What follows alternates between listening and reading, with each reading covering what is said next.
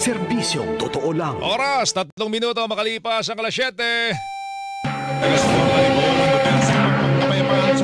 Handog sa inyo ng Super Radio, DZWB at lahat ng Super Radio sa Luzon, Visayas at Mindanao. Live ngayong umaga, ito ang Super Balita sa Umaga Nationwide. Nag-uulat live mula sa Super Radio, DZWB.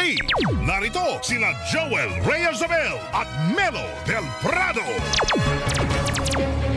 Biyernes po ngayon, ika-19 sa buwan ng Setyembre, taong 2025 sa hindi po gamot at hindi dapat gamiting panggamot sa anumang uri po ng sakit. oras, alas 7:37. Radyo na! TV pa! Labanan ng fake news. Dapat totoo.